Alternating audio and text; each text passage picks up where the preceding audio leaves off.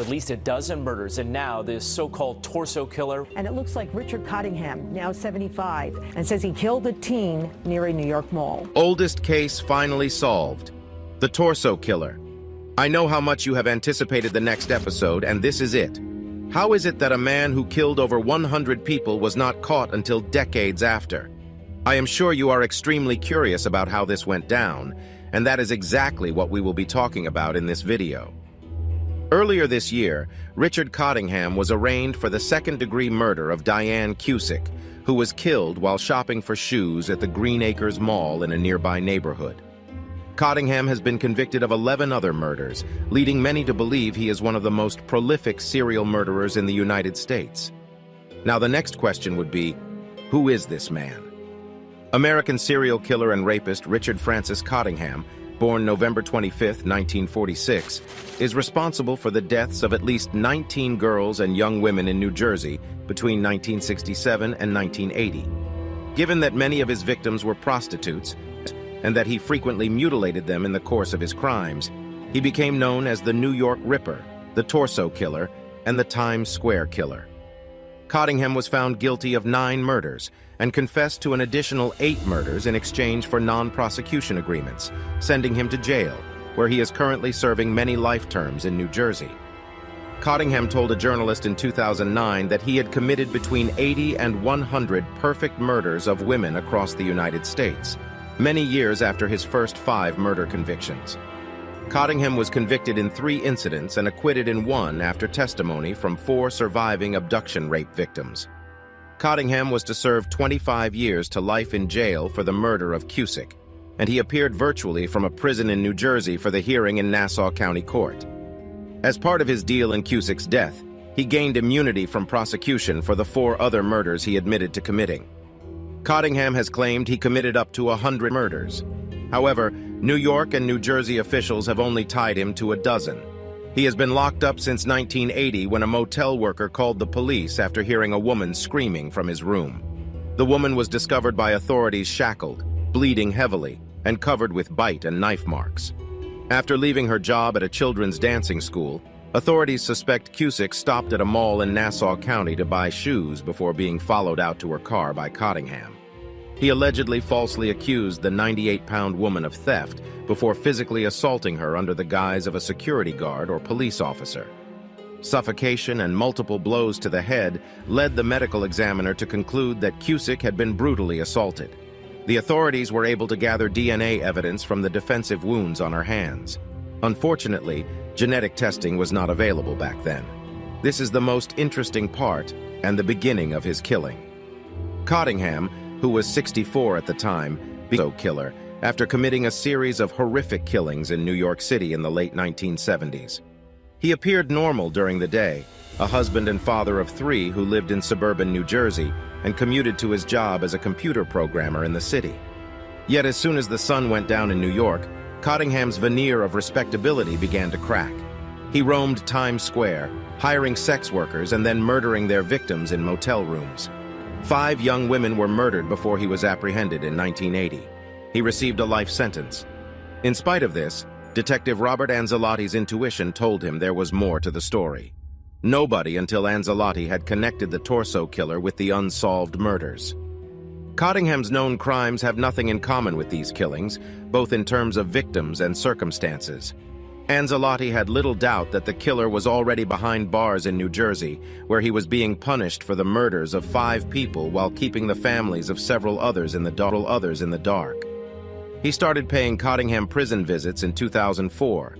For Cottingham's sake, he would order pizza once in a while and play cards with him to break up the monotony of prison life.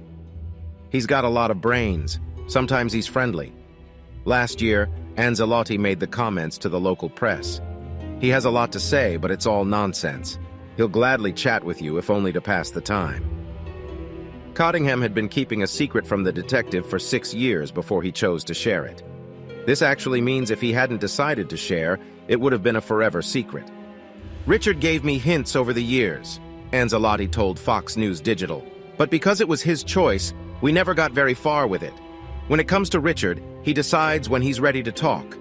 How hard I can push him depends on the day and how I'm feeling. 6 to 8 months after I retired, I went to see him. I thought that if he was to blame, I would push him very hard to tell me about this. It was like trying to pull teeth. He didn't know I was recording him on audio, the 53-year-old said. We were just talking to each other. I slowly got him to talk about the death, and he didn't even realize he was confessing. He told a lot about what had happened and how the murder had happened. I couldn't believe I had finally gotten him to talk. I'm no longer a cop either. I was just happy and relieved for the family because I had thought for a long time that he was to blame. It was an old mystery that hadn't been solved yet.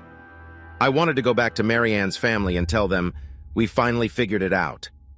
Ever since she left her part-time work as a cashier at a local supermarket, honor student and beauty contest winner Della Sala has not been seen since. A coworker saw her on her way home as the temperature rose. Anzalotti has communicated with Della Sala's siblings, who have long waited for closure. In October of 1967, Nancy Vogel, then 29 years old, told her family that with some friends at the local church. A woman's head is seen in black and white, her hair short and dark. Little Ferry, New Jersey resident, and mother of 2, Nancy Vogel. 3 days later, the body of the married mother of 2 would be discovered in her own vehicle, chained and strangled to death. For 43 years, nobody knew who killed her. Until then, Cottingham came forward with a confession. Although they can't be sure, prosecutors believe that Vogel knew Cottingham because both men were bringing up their children in Little Ferry, New Jersey. Cottingham, despite his fame, appeared to be intimidated by the press. He told Anzalotti that the only way he would come clean about the murders he had gotten away with was if he could do so in private. We always made sure to inform the victims' loved ones, but we would never issue a press release or have a news conference, in Anzalotti's words. We wanted to get every murder out of him. That was the bigger picture. He tried to avoid public scrutiny by scheduling a nighttime court appearance to enter a guilty plea, but local reporters discovered the plot. Cottingham resolved that he would never communicate with Anzalotti again, and that he would bury his secrets with him. After a year of alone in his cell, though, Cottingham finally begged Anzalotti to visit him. They resumed their psychological game. By the time police finally caught up with Cottingham in 1980, the violence in his crimes had reached a frenzy of the macabre. Names like Torso Killer and New York Ripper were given to him once he began torturing his victims before killing them. An 18-year-old woman's screams alerted a motel maid in Manhattan, who then phoned the police. Cottingham gave no reason for his detention other than, "I have problems with ladies," which the police officers heard him say. Cottingham has admitted to 5 more cold cases since he stopped working with Anzalotti. Cottingham has informed police he has murdered 100 women over the course of his life, although investigators doubt this number is accurate. He has only been formally connected to killings in which DNA evidence placed him at the scene or in which he supplied information that only the perpetrator would have known. He is said to be one of the most prolific serial killers in American history. However, he has been accused of only a handful of murders. I am sure this is the craziest, but wait till you watch out next video. If you haven't subscribed to this channel, you are missing out. So make sure you do, and remember